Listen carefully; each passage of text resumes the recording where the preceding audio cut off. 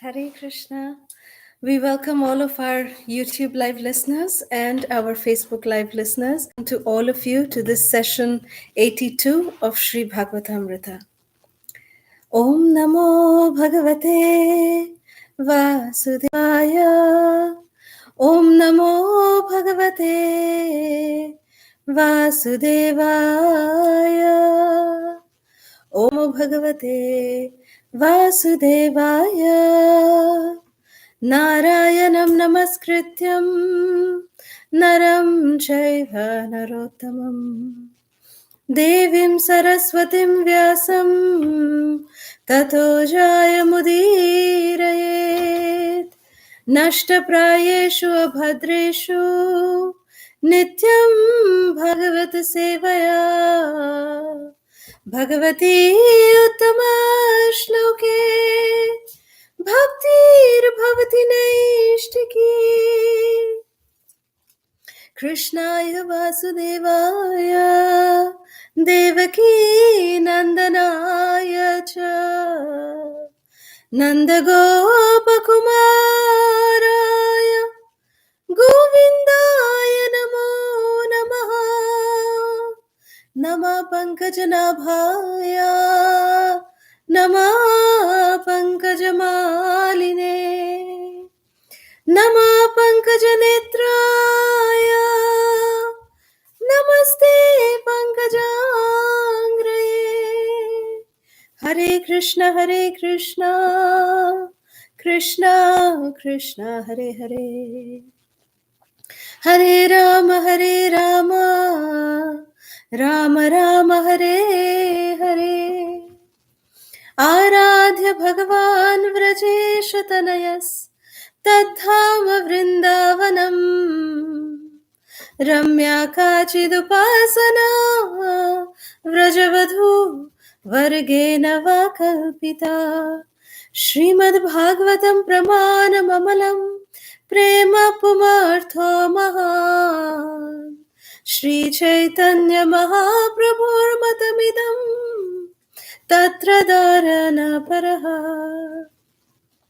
Om Ajnanatimirandhasya Jnananjana Shalakaya Chakshurun Militam Yena Tasmai Shri Gurave Namaha Nama Om Vishnupadaya Krishna Pristhaya Bhutale Srimate Radhanatha Swami Niti Namine Nama Om Vishnupadaya Krishna Pristhaya Bhutale Srimate Jayapataka Swami Niti Namine Nama Acharya Padaya Nitai Kripa Pradayine Gaura Katha Dhamadaya Nagara Grama Tarine Nama Om Vishnupadaya Krishna Pristhaya Bhutale Srimate Bhaktivedanta Swami Niti Namine Namaste Saraswati Deve Gauravani Pracharine Nirvishesha Shunyavadi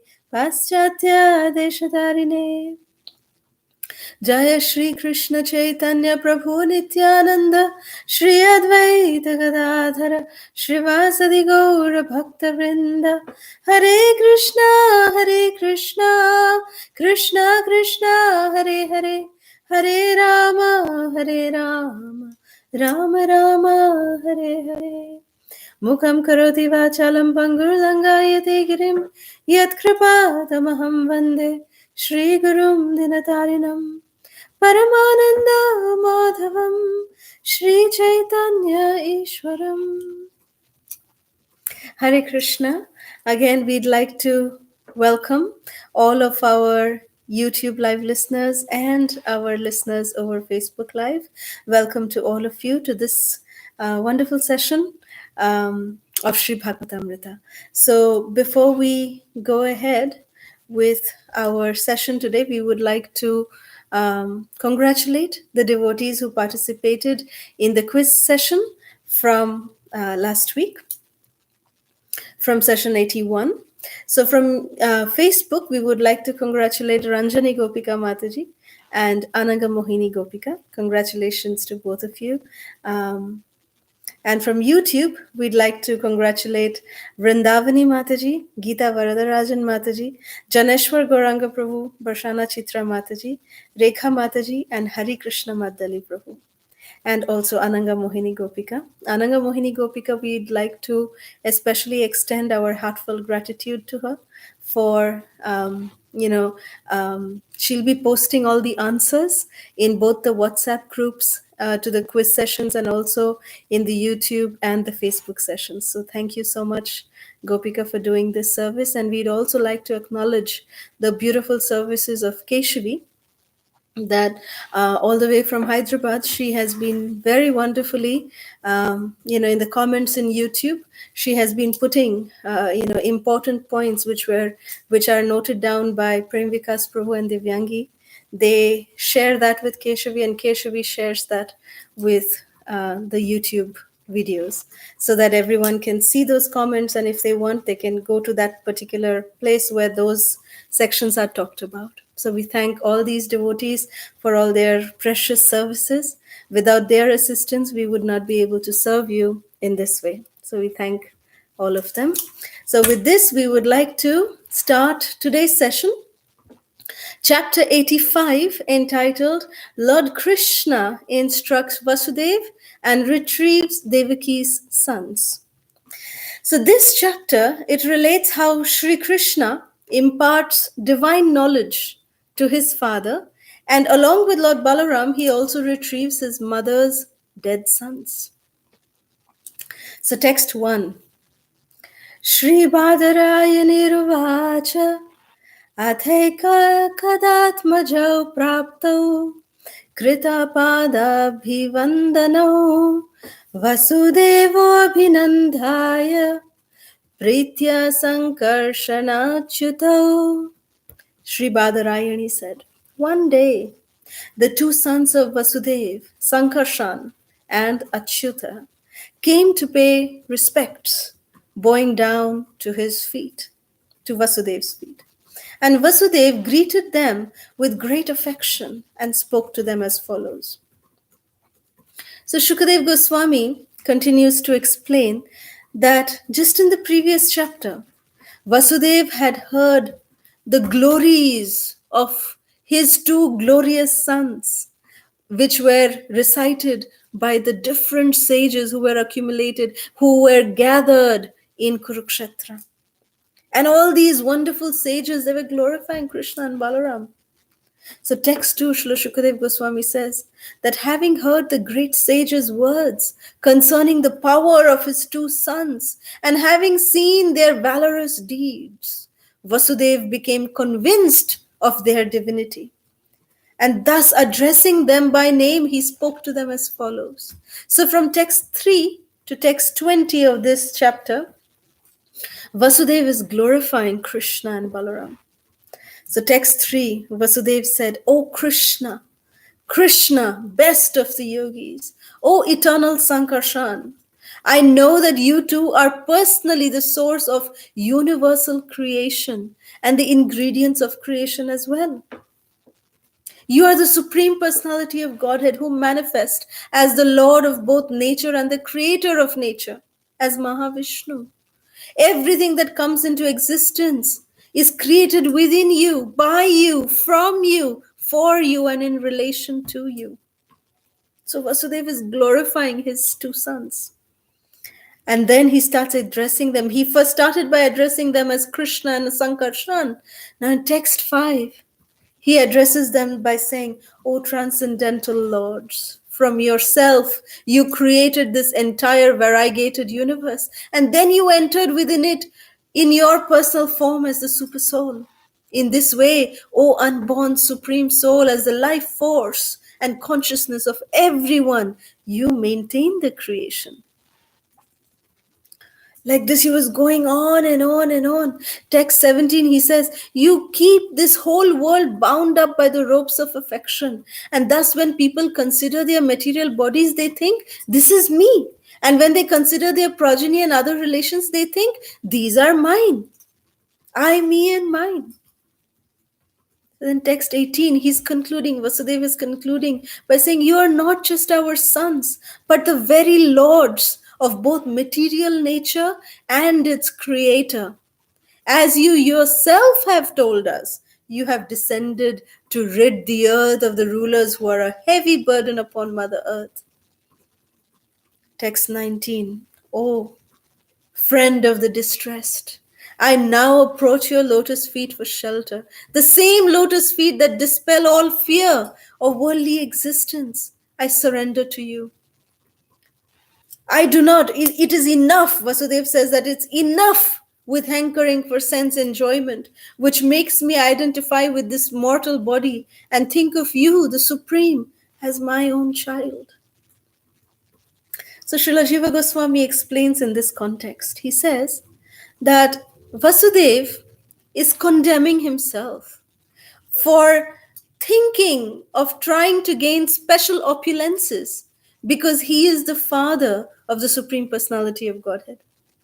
So Srila Jiva Goswami is comparing the pure love of Nanda Baba in contrast to the love of Vasudeva. Here we have Nanda Baba who is just satisfied with pure love of Krishna and nothing else.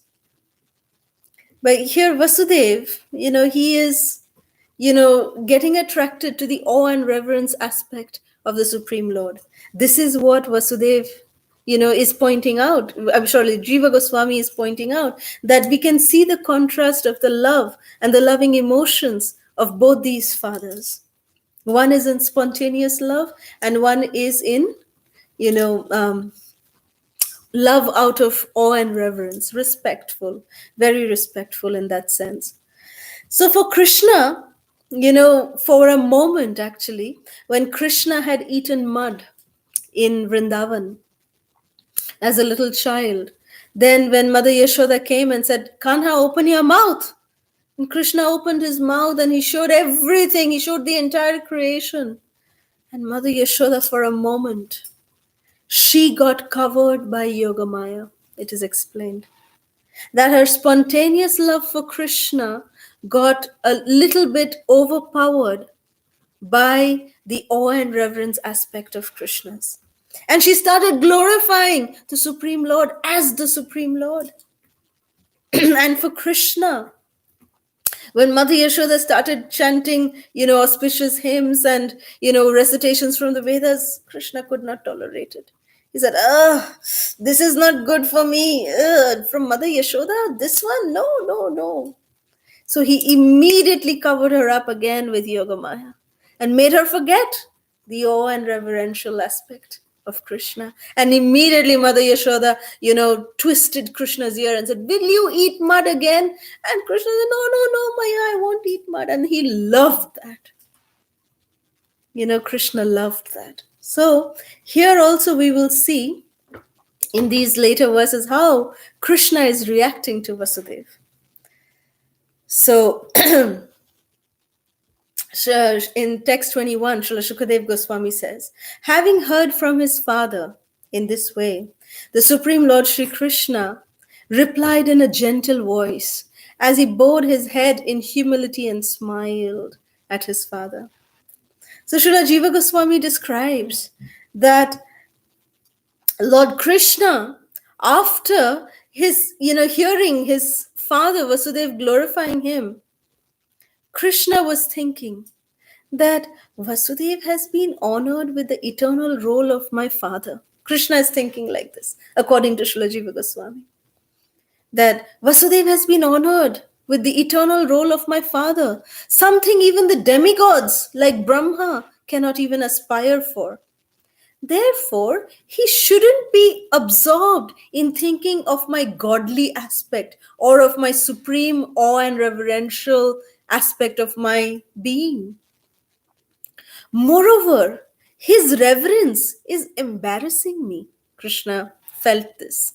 It is to avoid this very situation that right after killing Kamsa, I made a special effort to reinforce their pure parental love for me and Balaram. Krishna is saying that. But now, unfortunately, the statements of these sages at Kurukshetra is reviving Vasudeva's and Devaki's previous awareness of my majesty. So Krishna doesn't want Vasudeva and Devaki to reciprocate with him in the awe and reverential way. But this was what, and this is how Devaki and Vasudeva used to reciprocate with Krishna as the Supreme Personality of Godhead. They never, forgot that aspect of his. But then Krishna is saying that to make them forget that right after killing Kamsa, I made a special effort. How? How did Krishna make that special effort? That he came to release his parents by himself. He came and touched their lotus feet and took blessings. So at that time, Krishna, seeing the affection and the love with which Krishna and Balaram were approaching Devaki and Vasudeva for that particular time, till the time of the sages at Kurukshetra, Devaki and Vasudeva had forgotten this awe and reverential aspect. And Krishna is saying now again they are remembering it. Krishna doesn't like it. So then text 22, Krishna is saying, the Supreme Lord said, my dear Father, I consider your statements appropriate, since you have explained the various categories of existence by referring to us, your sons. But not only I, but also you, along with my respected brother and these residents of Dwarka, should all be considered in this same philosophical light. Indeed, we should include all that exists, both moving and non-moving also. So, Srila Jiva Goswami is saying that to protect, his parents' intimate relationship with Krishna, Krishna is stressing the oneness of all existence in this statement to his father Vasudeva. So Vasudeva had been reminded of his son's greatness by hearing the sages at Kurukshetra, but his sense of awe was ruining his intimate parental relationship with Krishna, and therefore Krishna just wanted to remove that. So Shukadev Goswami continues to say that, O king, hearing these instructions spoken by the Supreme Lord, Vasudeva became freed from the ideas of duality, and satisfied at heart, he just remained silent. So he did not, Vasudeva could not come out of that awe and reverential aspect, even though Krishna wanted that. That is what Jiva Goswami explains, that they remained in that awe and reverence to Krishna. So text 27 and 28, Shukadev Goswami is continuing to say that at that time, the universally worshipped Devaki took the opportunity to address her two sons. Devaki Mata had been listening to this entire conversation. And she said to her, two sons, Krishna and Balaram, that she had actually previously heard with astonishment that they had brought their spiritual master's son back from death.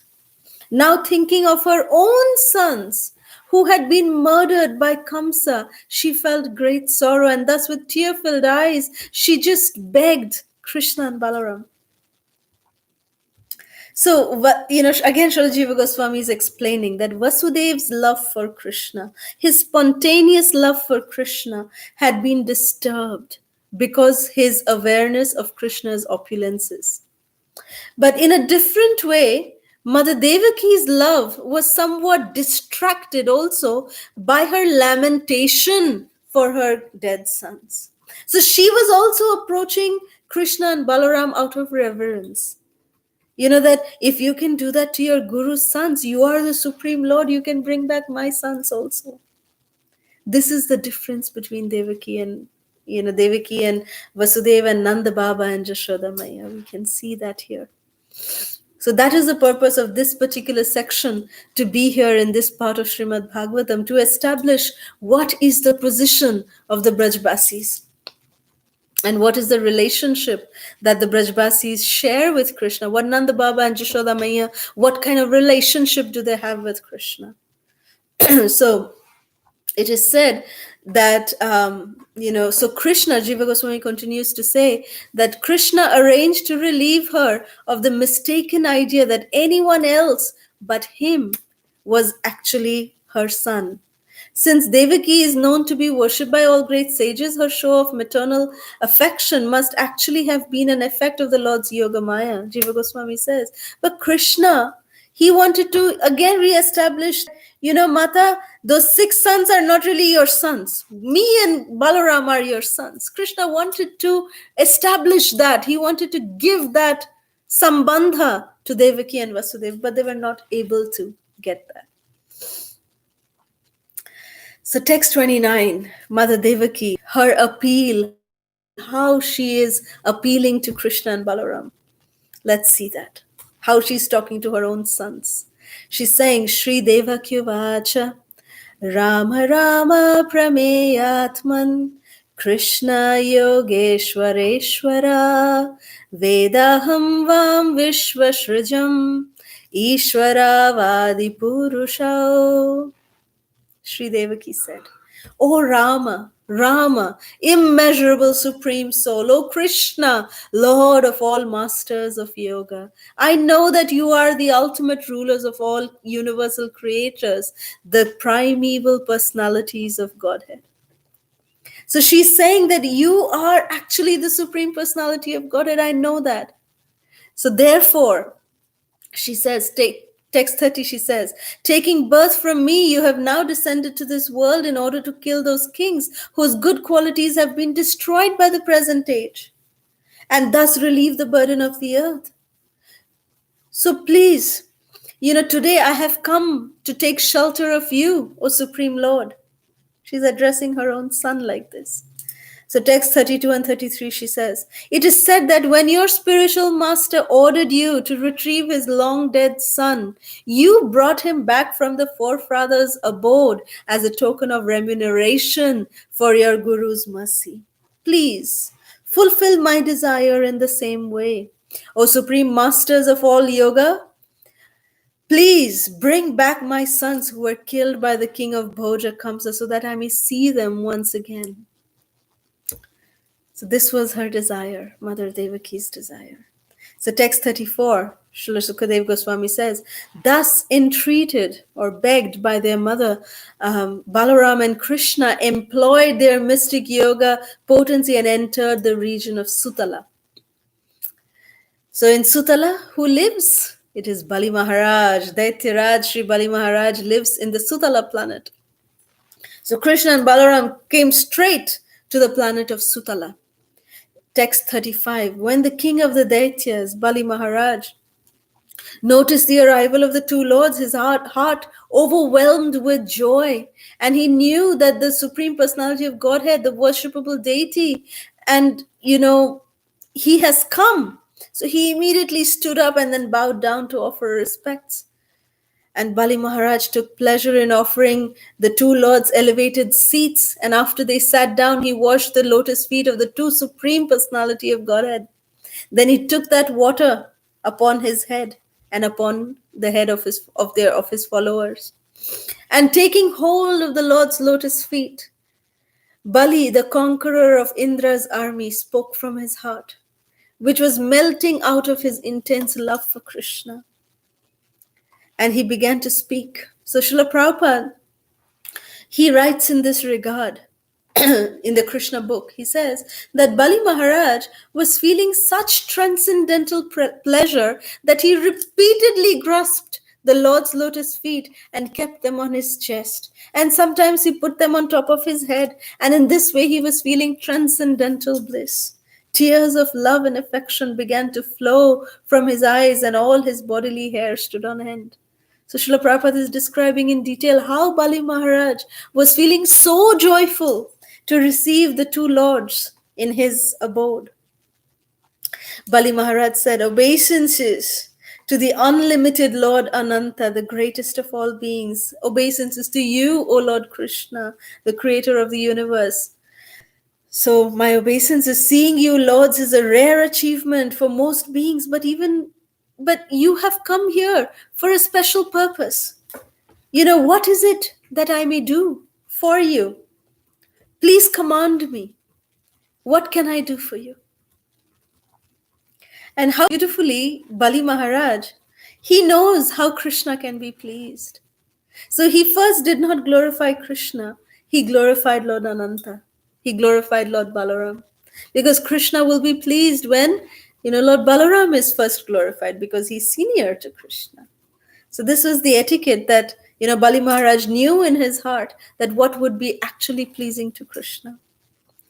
So Krishna, text 47, Krishna says that during the age of the first Manu, the sage Marichi had 6 sons by his wife Urna. Urna is the wife of Marichi. They were all exalted demigods, but once they laughed at Lord Brahma when they saw him preparing to have sex with his own daughter Saraswati. Because of this improper act, text 48 and 49, Krishna is continuing to say that they immediately entered a demoniac form of life and they took birth as the sons in the dynasty of Hiranyakashipu. The goddess Yogamaya then took them away from Hiranyakashipu and they were born again from Devaki's womb. After this, O king, Kamsa murdered them. Devaki still laments for them, thinking of them as her own sons. These same sons of Marichi are now living here with you. We wish to take them from this place to dispel their mother's sorrow. Then release them from this curse and free them from all suffering. They will return to the abode of heaven. So Srila Prabhupada points out that Krishna is referring to Mother Devaki as the mother of those 6 sons in text 50. As their mother, otherwise he's taking Devaki's name. That is something for us to understand. That how Srila Prabhupada explains that this is, whenever he talks about Yashoda Devi, Krishna always says Yashoda Maya, my mother Yashoda. But here, in this case, he wanted to call Mother Devaki his own mother, but Mother Devaki treated Krishna as the Supreme Personality of Godhead. So it is said, we did a little research on this. So we found in the Chaitanya Bhagavat, Srila Vrindavan Das Thakur narrates this exact point when Krishna Balaram come to Bali Maharaj. And Balaram is talking to, Vrindavan Das Thakur very beautifully narrates this. And there's a little extension in this Chaitanya Bhagavat, so I thought it would be very appropriate for us to read this. So Balaram is telling to Bali Maharaj, saying that because these 6 sons of Marichi, they mocked a great soul, Lord Brahma, they took birth from a demoniac womb in the family and dynasty of Hiranyakashipu. And abandoning their demigod bodies, they took birth in the home of Hiranyakashipu, who hated the whole world. And he tortured in many ways. By Indra's thunderbolt, these 6 demons died. Then by the power of Yogamaya, they were brought down to the earth and placed in Devaki's womb. Their sin was that they mocked Lord Brahma. For this, they suffered in many ways. So you see, Balaram, he starts by saying that this was their sin. This was their, offense that they did to Lord Brahma because they mocked a great soul. That is why they suffered like this. Now let's see what Krishna says. Lord Krishna is telling Bali Maharaj, listen, O saintly Bali. Even a perfect demigod will suffer if he mocks a Vaishnava for his actions. How then can we describe how that offense will make an ordinary, imperfect person suffer? What to speak of demigods? If demigods are not spared, Krishna is saying that if demigods are not spared to suffer because they mocked a great personality like a Vaishnava, like Brahma, what to speak of an imperfect person? How much will they suffer if they mock or if they neglect or if they blaspheme a Vaishnava? Krishna continues to say, an impious person who blasphemes a Vaishnava will suffer birth after birth. Listen, O Bali Maharaj, and I will teach this to you, Krishna says. Never blaspheme or mock a Vaishnava. Krishna is instructing like this to Bali Maharaj. Krishna continues, if he blasphemes my devotee, even a person who worships me and chants my holy names will find many obstacles placed before him. So serious.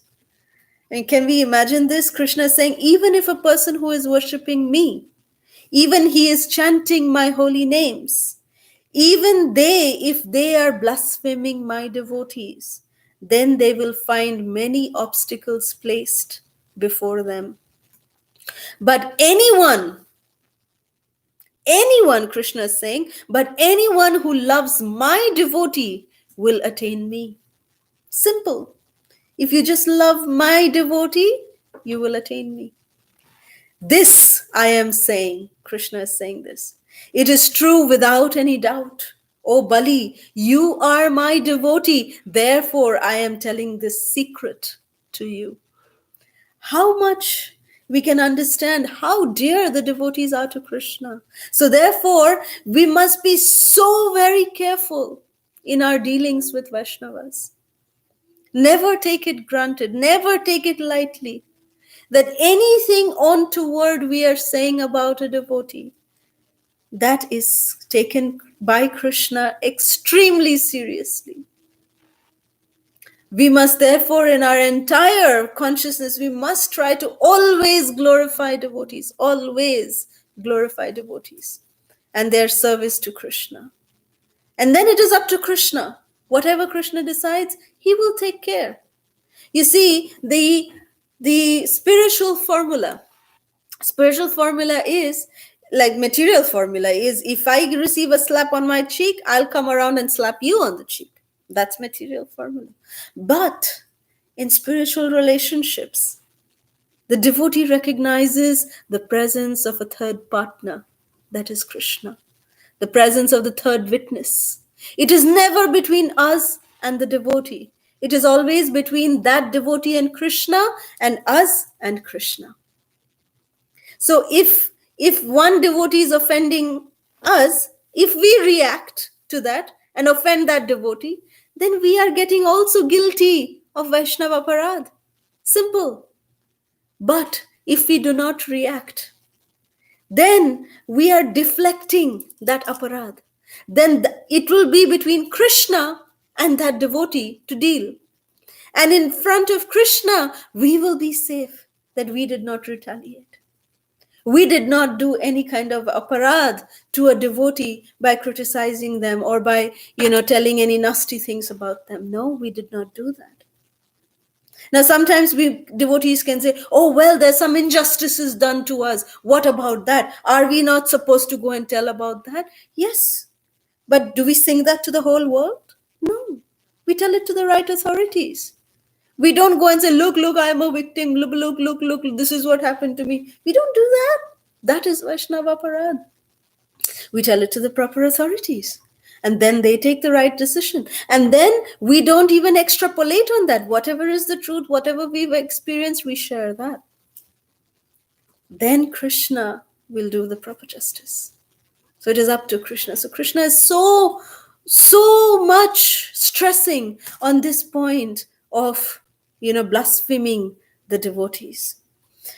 So Krishna says in text 51, by my grace, these 6 sons of Marichi, their names are Smara, Udgita, Parishvanga, Patanga, Kshudrabhit, and Grini, will return to the abode of pure saints.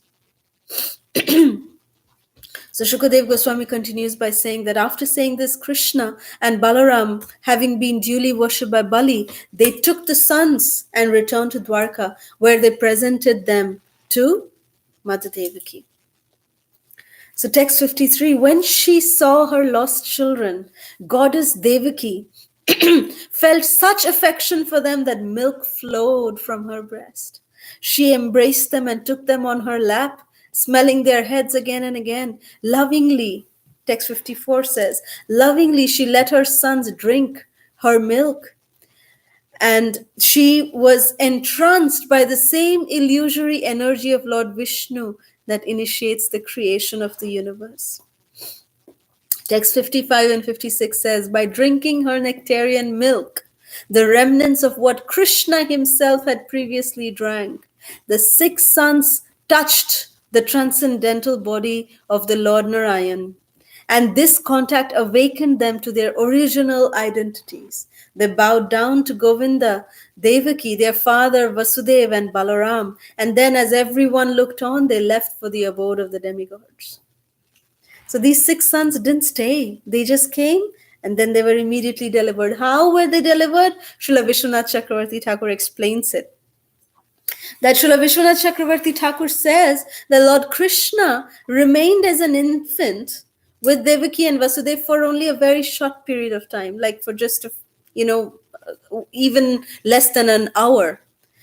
So first the Lord had appeared before them in the 4-handed form of Vishnu, and after hearing their prayers, he changed himself to a small baby. So, but to save Krishna from the suffering of his brother's fate, Vasudeva was wanting to take Krishna, inspired by Yogamaya, was wanting to take Krishna to Vrindavan. So, but just before Vasudeva took Krishna away, Mother Devaki made Krishna drink her milk once so that Krishna would not feel thirsty during the long trip to Vraja Vrindavan Dham.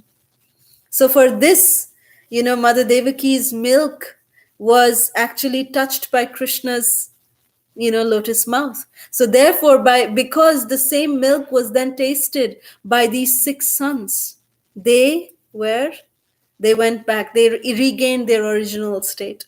They were freed from the curse of Lord Brahma and from Hiranyakashipu's curse. So text 57 says, seeing her sons return from death and then depart again, saintly Devaki was struck with wonder. So Sri Krishna, the Supreme Soul, the Lord of the unlimited valor, performed countless pastimes just as amazing as this one, Shukadeva Goswami says. The last verse, very interestingly, is narrated by Suta Goswami. So Suta Goswami, we all know that Suta Goswami was in the assembly of sages when Shukadeva Goswami was speaking to Maharaj Parikshit. At that time, Suta Goswami was one of the listeners in the audience. So if we remember first canto of Srimad Bhagavatam, that Suta Goswami arrived at Naimisharanya when the 1,000 sages had performed the 1,000-year-long sacrifice for the benefit of the people of Kali Yuga. And they appointed Suta Goswami to narrate the Bhagavatam as he had heard from the lotus mouth of Shukadeva Goswami. So here in this chapter, it is Suta Goswami who is saying and concluding in text 59, he says, Sri Suta Goswami says, this pastime enacted by Lord Murari, whose fame is eternal, totally destroys the sins of the universe and serves as the transcendental ornament for his devotees' ears. Anyone who carefully hears or narrates this pastime as recounted by the venerable son of Vyasa, Sri Shuka, will be able to fix his mind in meditation on the Supreme Lord and attain to the all-auspicious kingdom of God. Jai Shri Vrajadham Ki Jai. So this is the Falastuti, because this chapter is something very important, very, very important lessons learned in this chapter. The special position of Nanda Baba and Jashoda Maya, the position of Devaki and Vasudeva, of awe and reverence to the Supreme Lord. Although Krishna didn't like that, but Nanda Baba and, Devaki and Vasudeva were not able to relate to Krishna as their son like that. An offense to devotees. So these are some important points in this particular chapter. This brings us to chapter 86, entitled Arjuna Kidnaps Subhadra and Krishna blesses his devotees.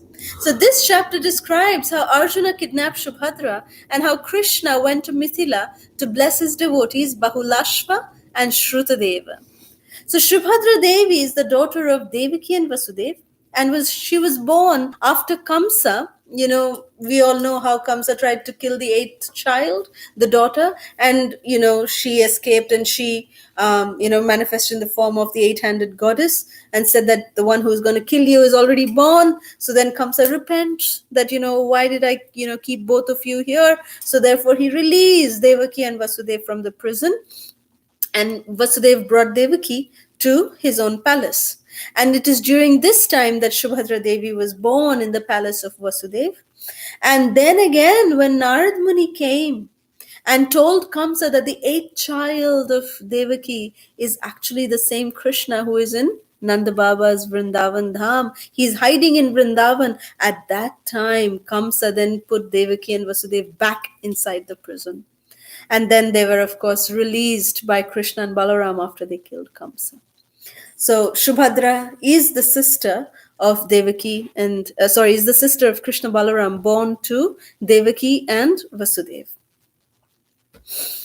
So text 1 says, O King, Parikshit Maharaj is asking Shukadev Goswami that, O Brahmana, we would like to learn how Arjuna married Lord Balaram and Lord Krishna's sister, who was my grandmother.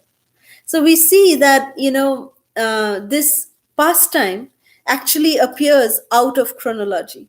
Subhadra Devi was married to Arjuna long ago.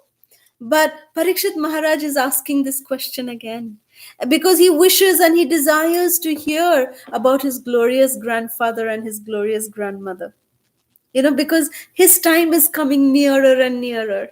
So he wants to hear the glorious devotees, who his grandmother is the sister of the Supreme Personality of Godhead.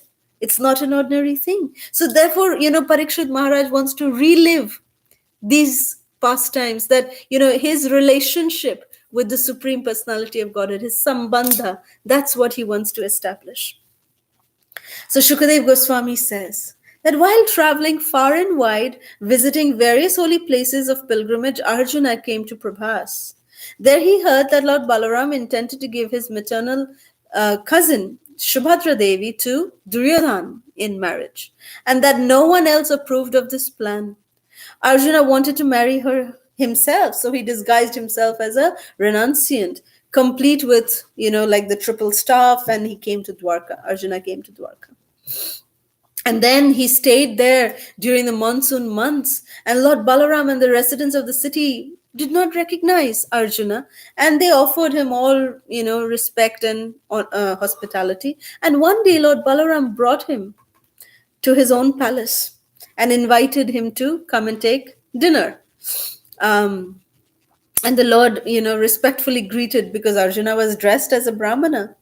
And that time, text 6 says that Arjuna saw the beautiful maiden Subhadra, who was enchanting to the heroes. And his eyes opened with delight looking at Subhadra Devi. And text 7 says that Arjuna was also very attractive. And as soon as Subhadra Devi saw him, she wanted to have him as her husband. Smiling bashfully, she fixed her heart and eyes upon him. And Srila Prabhupada says in Krishna book, in this regard, Srila Prabhupada says that Subhadra Devi had also decided in her mind that she wanted Arjuna as her husband, because she had heard from Krishna, her dear brother, about the glories of Arjuna and how dear, Arjuna is to Krishna. So therefore, Subhadra desired him to be her husband. Then it is said that text 9 says that once on the occasion of a great temple festival, Subhadra rode out of the palace on a chariot. And at that time, the mighty Arjuna took the opportunity and kidnapped her. Subhadra's parents and Krishna had sanctioned this. So Balaram had not sanctioned it, but Subhadra, actually Krishna directed Arjuna that you should kidnap Subhadra in this way. And even Subhadra Devi's parents, Devaki and Vasudeva, had, okayed this, sanctioned this. So standing on his chariot, Arjuna took up his bow and drove off the valiant fighters. And Subhadra Devi was just taken, by Arjuna in this way. When he heard of Subhadra Devi's kidnapping, Lord Balaram became very disturbed. But Krishna respectfully took hold of Balaram's lotus feet and pacified him, that please be pacified. Duryodhana does not deserve our dear sister Subhadra, but it is Arjuna who deserves her. So then, after being pacified by Krishna, Lord Balaram then happily sent the bride and groom very valuable wedding gifts consisting of elephants, chariots, horses, and male and female servants. This was in text 12. So Srila Shukadev Goswami then continues. So That's it. In text, in 12 verses, Shukadev Goswami described to Parikshit Maharaj the kidnapping of his glorious grandmother. Now, Shukadev Goswami continues that there was a great devotee of Krishna's known as Shrutadeva, who was a first-class Brahmana. Perfectly satisfied by rendering unalloyed devotional service to Krishna, he was very peaceful, learned, and free from sense gratification. And living as a religious householder in the city of Mithila, he managed to fulfill his obligations while maintaining himself with whatever little sustenance came his way. By the will of providence, he obtained each day just what he needed for his maintenance. So he was a very, very wonderful devotee of Krishna, very surrendered and devoted devotee of Krishna. Text 16 says, similarly, free from false ego was the ruler of that very kingdom of Mithila, a descendant of Mithila dynasty named Bahulashva. Both of these devotees, that is Shrutadeva and Bahulashva, were very dear to Lord Achyuta. So pleased with both of them, the Supreme Personality of God had mounted his chariot with Daruka and traveled to Videha, to the kingdom of Mithila, with a group of sages. So in his commentary on this verse, Srila Vishwanath Chakravarti Thakur states that Shrutadeva and Bahulashva were unable to come to Dwarka to see Krishna because both of them had vowed that they wanted to serve their personal deity at their home every single day. So Krishna was very glad to go out of his way to visit both of these devotees in the city of Mithila. So among the sages whom Krishna took were Narada, Vamadeva, Atri, Krishna Dvaipayan Vyas, Parashuram, Asita, Aruni, myself, Brihaspati, Kanva, Maitreya, and Chyavana rishis. So myself is Sri Shuka. So along with his father, even Dvaipayan Vyas was going, and even Shukadev Goswami was going, Narada, Vamadeva, Atri. All these sages were going along with Krishna on the same chariot as Krishna. Daruka was driving Krishna and all these great sages to the city of Mithila. It is said that then hearing that Lord Achyuta had come, the residents of the city became so, joyful. They came to welcome Krishna. And it is said that both the king of Mithila and Shrutadeva fell at the Lord's lotus feet, each thinking that the spiritual master of the universe had come just to show his mercy to them. So it is said that at the exact same time, Krishna expanded himself into two, and he went to the palace of the king, who was the great devotee Bahulashva, and he also went to the Brahmana's home, to Shrutadeva's, home, little humble abode. So Bahulashva, the king, he glorified the Supreme Lord and he served the sages so wonderfully. And, he said that, please, my dear Lord, you please stay here for some days with the Brahmanas so that I can go on serving you and the Brahmanas. So then, he said, okay, Krishna said, okay, I will stay here for a few days. Then Shrutadeva, what was Shrutadeva doing? So Shrutadeva, he received Lord Achyuta into his home, into his humble home. He had not a palace, he was a humble devotee. And he just bowed down to the Lord. He didn't even have enough mats in his own house to, accommodate to all the sages. So he begged, mats from his neighbors, and he came and, offered the seat to the sages. And then he washed Krishna's lotus feet. And then, it is said that when his guests were seated comfortably, having each received a proper welcome, Shrutadeva approached them and sat down nearby with his wife. And while massaging the Lord's lotus feet, he addressed Krishna and the sages. So it is said that how, Shrutadeva was just, saying that how, Krishna, how is it that I have this good fortune that you have come to my humble abode? So then, you reveal, he says, both, Bahulashva and Shrutadev, they say this prayer saying that you reveal yourself within the hearts of those persons of pure consciousness who constantly hear about you, they chant about you. And when they converse with each other about you, "O Lord, you're the supreme soul and we are your servants. How can we serve you? Please instruct us." So the Supreme Personality of Godhead, he says to both of them, he says the same instruction. He says, "You should know that these great sages have come along with me just to bless you. They travel throughout the worlds with me, purifying everyone with the dust of their lotus feet." Krishna continues in text 52. He says, "One can gradually become purified by seeing, touching, and worshipping temple deities, places of pilgrimage, and holy rivers. But one can attain the same result immediately, simply by receiving the glance of exalted sages." Krishna says this again and again and yet again. How Krishna is glorifying the devotees. That just by receiving the glance of a pure devotee, one can, Krishna is saying one can gradually become purified by touching, seeing, worshipping deity or tirthas or holy rivers. But one can achieve the same result immediately by just receiving the merciful glance of exalted devotees. In the same regard, Srila Narottam Das Thakur, he sings such a beautiful song about glorifying Vaishnavas. He says, "Ebar koruna koro Vaishnava Gosai Patita Pavono Toma Bine Keho Nai." This means that please, now at least, O Vaishnava Thakur, please give your mercy to me. That before, other than you, there's no one else who can deliver me.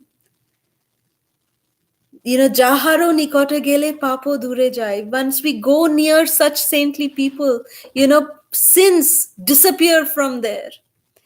Amono doyalo prabhu keba kotha pai. Can we find such a merciful personality anywhere?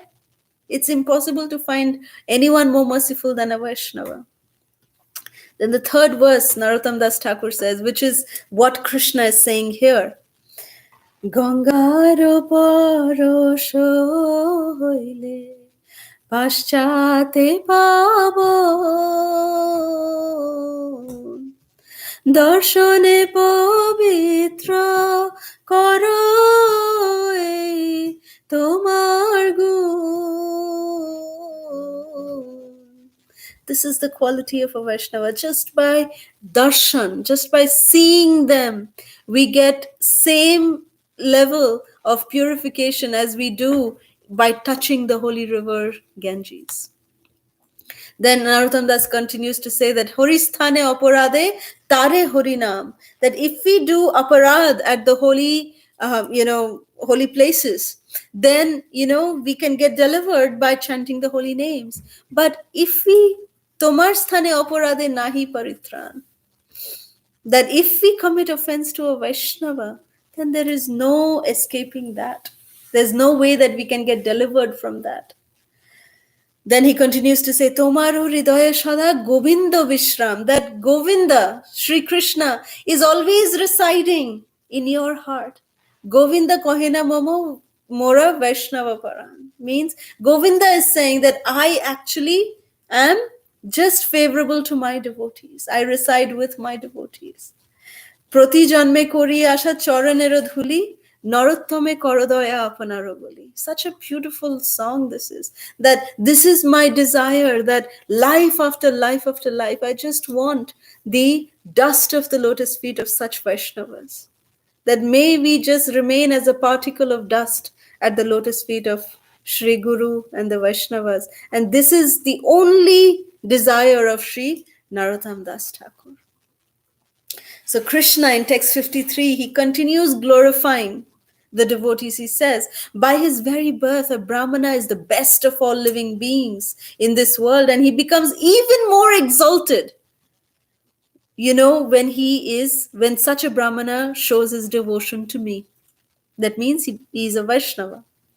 So even Krishna says in text 54, that even my forearm form is no dear to me than a Brahmana. So within the Brahmana, just like all the Vedas are taking shelter in a Brahmana, I take shelter in the body of a Vaishnava, Krishna is saying. Text 55. Ignorant of this truth, foolish people neglect and enviously offend a learned Brahmana, who being non-different from me is their spiritual master and very self. They consider worshipable only such obvious manifestations of divinity as my deity form. So Krishna is saying that foolish are people who think that only my deity form is worshipable and my devotees are not. That's what Krishna is saying. So therefore, you should worship these Brahmanas, my dear Shrutadev and Bahulashva, with the same faith that you have in me. If you do so, you will worship me directly, Krishna says, which you cannot do otherwise. Very, very, these are instructions given by Krishna himself. Worship the devotees, worship my devotees. So this was text 57. Text 58 says, Sri Shuka continues to say, thus being instructed by their Lord with single-minded devotion, Shrutadeva worshipped Sri Krishna and the topmost Brahmanas who accompanied him, and King Bahulashva also did the same. Thus both Shrutadeva and the king attained the ultimate transcendental destination by pleasing Krishna, because they pleased and served his devotees. Thus, the Supreme Personality of Godhead, who is devoted to his own devotees, stayed for some time with these two great devotees, Shrutadeva and Bahulashva, teaching them the behavior of perfect saints. Then the Lord returned back to Dwarka.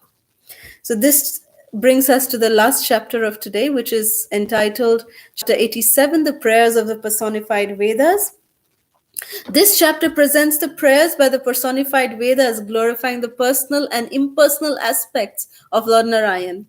You see, here in this chapter, King Parikshit asked Shukadev Goswami how the Vedas can directly refer to the Supreme Absolute Truth as Brahman, since the Vedas deal with the material realm governed by the three modes of nature, and Brahman is completely transcendental to these modes. So in reply, Shukadev Goswami described an ancient encounter between Sri Naranarayan Rishi and Narad Muni at Badrika Ashram. And traveling to that ancient sacred hermitage, Narada found Sri Narayan Rishi surrounded by exalted, residents who were sitting next to, Sri Narayan Rishi. And after bowing down to Narayan Rishi, Narad Muni asked the same question to him. And in reply, Narayan Rishi, he related one more account. He didn't give the answer, but he gave the answer in an indirect way. He said that this same question was discussed long ago among the sages living in Janaloka.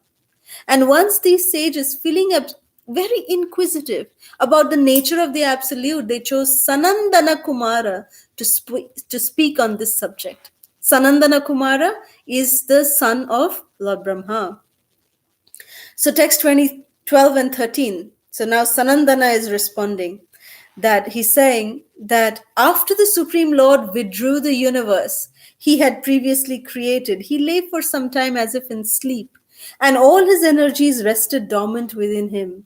When the time came for the next creation, the personified Vedas awakened him by chanting his glories, just as the poets serving a king approach him at dawn and awaken him by reciting the heroic deeds of the king. So this one is explaining that at the time of the Pralaya, Mahavishnu just inhales and everything comes within him, and then he just lies down to sleep. And then when it is time for the next creation, when it is time for Mahavishnu to exhale and bring, life creation to happen, at that time, the personified Vedas, they come and wake the Lord. So the Shrutis, they say, victory, victory to you, O unconquerable one. By your very nature, you are perfectly full in opulences. O you awaken all the energies of the non-moving and the moving. Sometimes the Vedas can recognize you as you sport with your material and spiritual potencies. So, master of the three worlds, the wise get rid of all misery by diving deep into the nectarian ocean of topics about you, which washes away all the contamination of the universes. Then what to speak of those who, having spiritual strength, they rid their minds of bad habits? So, like this, the Vedas were glorifying the Shrutis, they were glorifying Sri Krishna, they're glorifying, the aspect of Mahavishnu. So then they say that they continue their prayers. It's almost like around 20-25 verses. The Shrutis are glorifying the Supreme Personality of Godhead. And they say, the devotees who worship you as the shelter of all beings disregard death and place, your lotus feet upon their head. So therefore they're protected from all kinds of dangers. So like this, the Shrutis are waking up the Lord, they're glorifying the Lord. So then the Supreme Lord, Sri Narayan Rishi, he says that having heard these instructions about the Supreme Personality of Godhead, the sons of Brahma now understood their final destination and they felt perfectly satisfied and, honored Sanandana.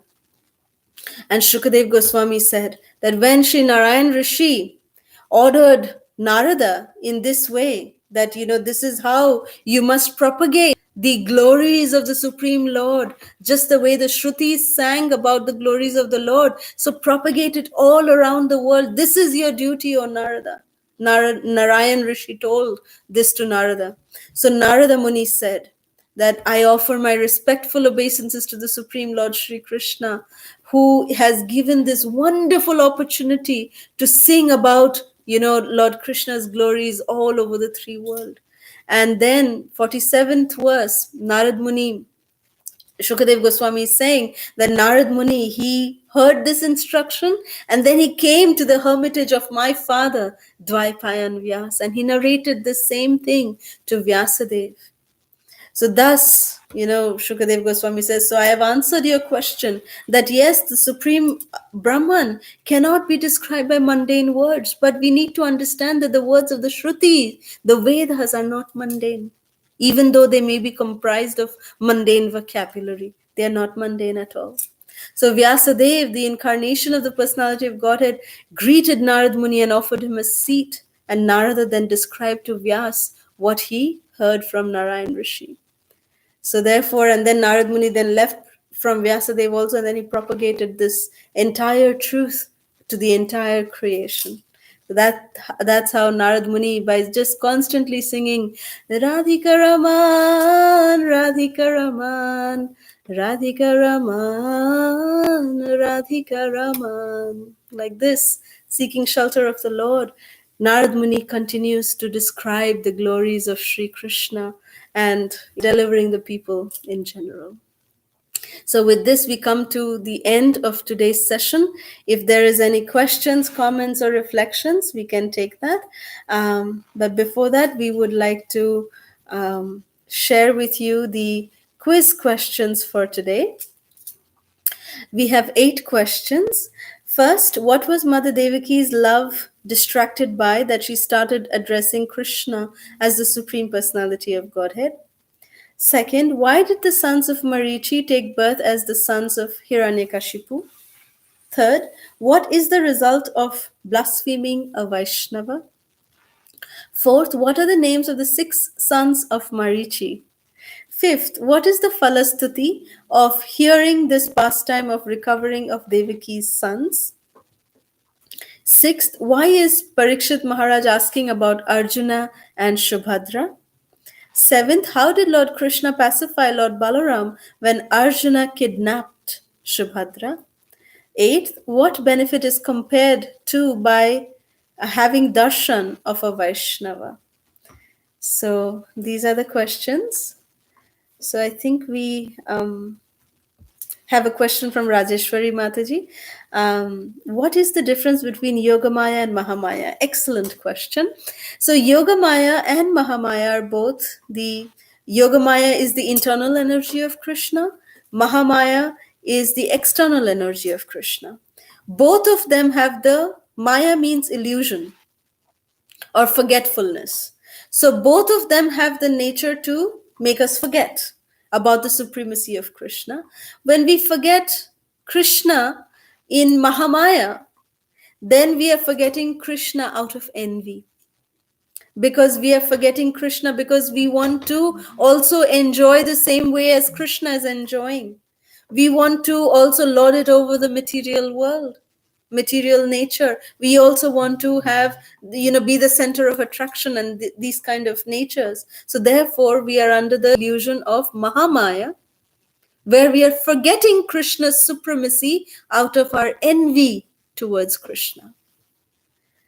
Now, the difference with Yogamaya is that in Yogamaya also, devotees forget about the supremacy of Krishna, but they forget the supremacy of Krishna out of their pure love for Krishna. That is the difference. So even like we see the Brajbasis, they have forgotten. How could Mother Jashoda just, pull on Krishna's ears? If, she would never dare to do that if that is the Supreme Personality of God. But she knows that Krishna is my son. I don't care if he is the Supreme Lord, So like that. So that's why they are considered to be in Yogamaya. And they forget the position of Krishna out of their pure love for Krishna. So that is the difference. I hope that answers your question, Rajeshwari Mataji. Very nice question. Radhakrishnan Prabhu, is it good enough to serve the devotees rather than serving Krishna directly? Absolutely. We should definitely serve the devotees. And, is it good enough just to serve the devotees? Some devotees, they are, when we serve the devotees, we need to also follow the devotees' instructions. That is called serving the devotees. And what do the devotees instruct us to do? They instruct us to serve Krishna, to chant the holy names. So when we, follow the instructions of the Guru, that chant 16 rounds, follow the 4 regulative principles. When we do that, that is called actually serving the pure devotees of the Lord. Srila Prabhupada gave us that, yes, you just chant 16 rounds and I will take you back home, back to Godhead. That's Prabhupada's assurance. So if you want to serve Srila Prabhupada, we must follow this instruction of Srila Prabhupada. We cannot just say, oh, mom, oh, my dad, I love you. But then whatever mom and dad are saying, we are doing the exact opposite. Is that called love? That would not be called love. We cannot claim that, yes, I love my mom and dad. But the way we show our love to our mom and dad is by following what they're saying. So the way to follow, to show our love to the devotees, to show our love to our Guru, to show our service attitude to our Guru, we must follow what they're saying. So yes, it is as good as serving Krishna directly, but we must follow what they're saying. So I hope this answers your question, Mataji. Prabhu, thank you so much. Please let me know the verse of Aradhya Bhagavan Vrajeshathanaya. What do you want to know about this verse? This verse actually is, glorifying Sri Chaitanya Mahaprabhu, that he is the one who gave us the actual light in understanding the Srimad Bhagavatam. That is the meaning of this verse actually. So if you want the link to that verse, I can give you that. So we can share that with you in the here. Verse number, you want the verse number. It's actually a verse, we will just share that with you here, Prabhu. It is a verse that was spoken. So we will share that with you. Aradhya Bhagavan Vrajeshathanayas. We will just share that with you. It is... we'll just share that with you here. So Geeta Varadarajan Mataji, how can we serve Vaishnavas personally in this pandemic other than donating some Lakshmi? The way we can serve Vaishnavas personally in this, yes, that's a very good way to donate some Lakshmi.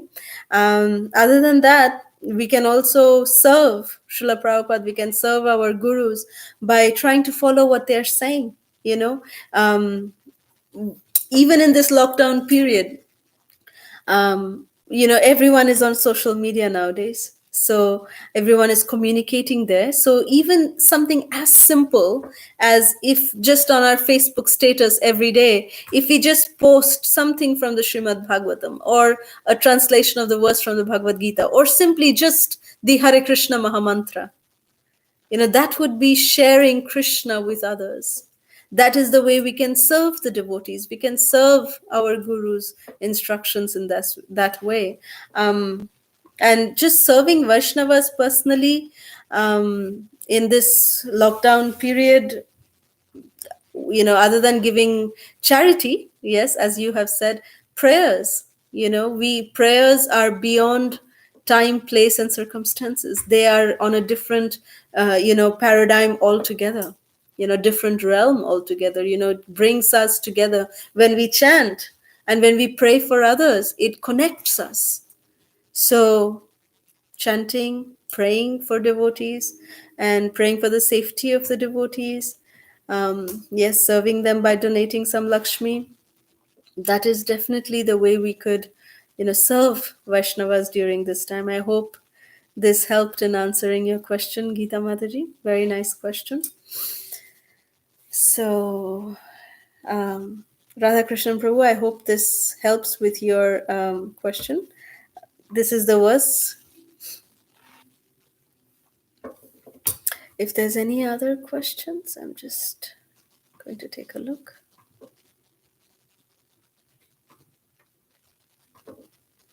Okay, I'll just check Facebook one time before we log off.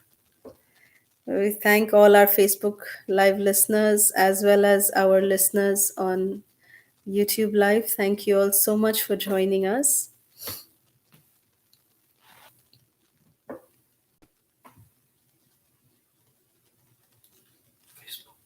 Okay, we have a question from Shamala on Facebook. When Mother Devaki asked her sons to be brought back, whether she is in Yoga Maya, how can we understand here? Please help. Mother Devaki, she is definitely in Yoga Maya. But the thing is that she is, you know, she is having loving affection towards Krishna, but her dealings with Krishna is not in the same level as the dealing of the Brajbasis that they have with Krishna. She is saying that, Krishna, you are the Supreme Lord, so I ask you to return my sons to me. She's not able to consider Krishna as her son. So she is in Yoga Maya, definitely, but she is considering Krishna as still the Supreme Personality of Godhead and relating to him with that awe and reverence. So therefore it is said that she is not in that spontaneous love in Raganuga Bhakti. She's not in that, relationship with Krishna. But her relationship with Krishna is that, Krishna, I am your servant, you are my Lord, and you are the Supreme Personality of Godhead. So this is the relationship that, Mother Devaki has with Krishna as the Supreme Personality of Godhead. So she's definitely in Yoga Maya, but not in spontaneous love for Krishna. So I hope this answers your question, Shamala. Prem Vikas Prabhu, can you please tell us where Subhadra Mai was raised when Vasudeva and Devaki were in prison? Well, you see, this is what I was explaining, that Vasudeva and Devaki, when they came back from the prison, after their eighth, baby girl, she took the form of Goddess Durga, the 800 form, and then she, disappeared from there. Then Kamsa really started regretting that, why did I hold my sister and Vasudeva, in captivity like this? And he immediately released them. So at that time, Vasudeva brought Devaki to his palace. And that time, Devaki conceived of Subhadra Devi. That was the time that Subhadra Devi was born to Devaki and Vasudeva, not in the prison. They were in the palace. They were released by Kamsa. So for 11 years, she grew up with her parents. And just for a few, days, like between the time that, Narad Muni came to, Kamsa and told about Krishna, there was just a few days, less than like maybe just a week or so, that Devaki and Vasudeva were again recaptured by Kamsa and brought to the prison. So just for that 1 week, Subhadra Devi was in the palace taken care of by the other queens of Vasudeva. So I hope that answers your question, Prabhu, that Subhadra Devi was always raised in palace. She was not in the prison. And then right after that 1 week after Kamsa was killed, Krishna then released his parents again. Devaki and Vasudeva were released, and all of them were brought to Mathura in the palace. So I hope that answers your question, Prem Vikas Prabhu. Very nice question. All right. Okay. All right. So I think that's it. I'm just going to check on YouTube. Okay, Geeta Varadarajan Mataji. Apart from this story of Subhadra getting married to Arjuna and meeting the queens of Dwarka, are there any more pastimes of Subhadra Devi? No more pastimes in the Srimad Bhagavatam, but her pastimes are in relation to Lord Jagannath. The very beautiful pastimes of Subhadra Devi along with Lord Jagannath and Balabhadra. So in the Srimad Bhagavatam, Subhadra Devi's pastimes are very limited. Her pastimes are not so much spoken about. It's just about, in the Mahabharata, she's a little bit more stressed. How she, Arjuna, because Arjuna, when he was, exiled, like for that 1 year that he was alone traveling, he went to every state that he went to, every city that he went to, he actually made a marital connection. He married those princesses from every particular city that he was visiting.